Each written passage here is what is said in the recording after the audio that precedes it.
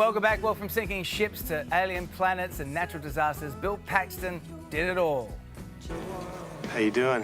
He was the face of countless 90s classics, lighting up our screens in blockbusters like Aliens. That's it, man. Game over, man. It's game over.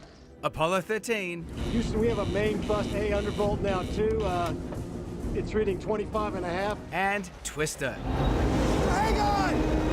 Now, Bill Paxton's son, James, is continuing his legacy on the big screen, starring in the upcoming Western movie, Last Train to Fortune. But I never killed no woman or no youngin', you know? And I never shot no man in the back. Wow, what a natural. Amazing. Now, 8 years on from his dad's passing, James is honouring his late father in his latest projects. And we're delighted to say we're joined now by James Paxton live in LA. James, so great to see you. How are you? I'm doing so well. Thank you so much for a wonderful introduction. It's good to be here with you guys. Oh, it's our pleasure. Tell us a bit about how it feels for you watching back on some of those clips of your dad. I'm just smiling. It's a mixed bag of emotions. I miss him so much. But you know, I love that film is forever, and you can always watch dad's movies, and you know, it's a good way to have a little visit with him, you know. And to this day, I never feel closer to my dad since he's been gone than when I'm on a film set. It's just, I just think of him and channel him. Wow. Well, I guess growing up with someone like him who worked so extensively with so many great directors, you would have had the opportunity to visit him on set. We're seeing him here. Oh, gorgeous. You know, those memories must be really profound for you when you were a kid. Oh, absolutely. The Twister one, I was about 1 year old in that, so I don't recall that one especially, but I do have countless other memories, especially during the summertime when my mom and sister and I could all go be on location wherever he was filming, and I think that was the coolest perk of the job, was getting to travel wherever he was and seeing him work in his element. It's obvious that you shared a real closeness as father and son, and you've now taken on some roles in honour of him. You had a cameo in the Twister sequel, of course, and took on his Agents of S.H.I.E.L.D. role. Does that give you a sense of the impact he had on others, not just on you?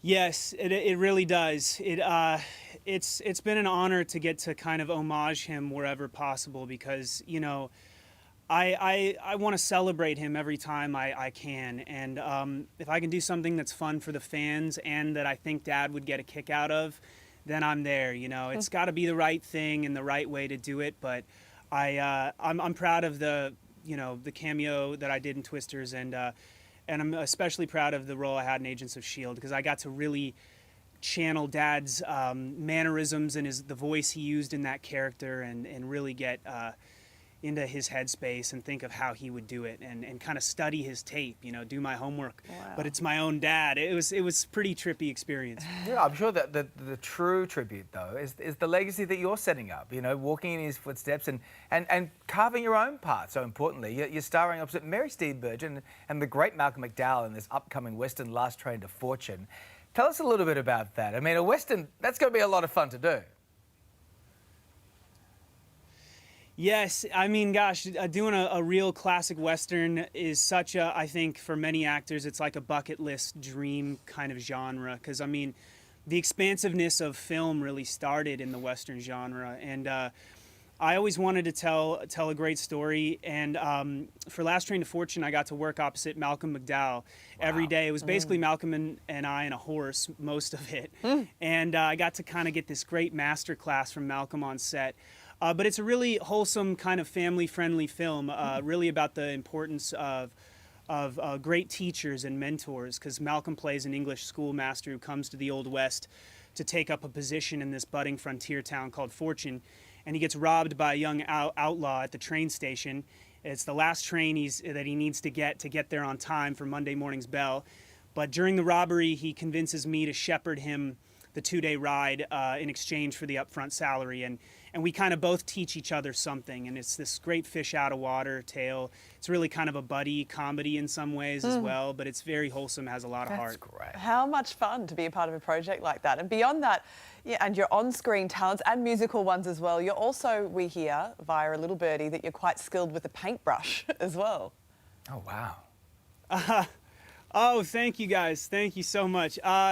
Yeah, you know, in the last few years, so my mother is an incredible artist. She's an amazing painter, and she used to teach a volunteer art program in the schools that my sister and I grew up going to in Ojai called Artistry, and she taught so many great different techniques, and this one called Coming and Going, where you kind of draw a part of the picture across the canvas, not the whole thing in the center or something. It kind of gives us this motion.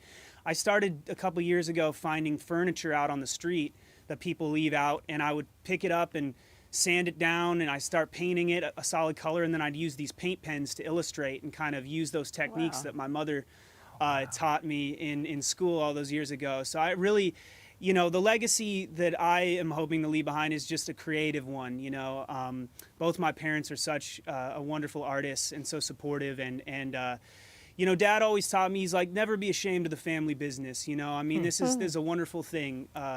And you know, he used to have this analogy, like if this was 100 years ago and we were shoemakers, and my father before me was a shoemaker and I was a shoemaker, you'd probably go into the business and become, you know, a shoemaker yourself. And you know, as long as you approach every art form and craft with integrity and purpose and wanting to do it well is really what he taught me. And so Beautiful. Now I'm taking skills from both of them and trying to carry it on. Oh, you are absolutely carrying forth their legacy. What absolutely. an honour to meet you, mate. Let us know what else you're doing in the future. We'd love to have you back on, James.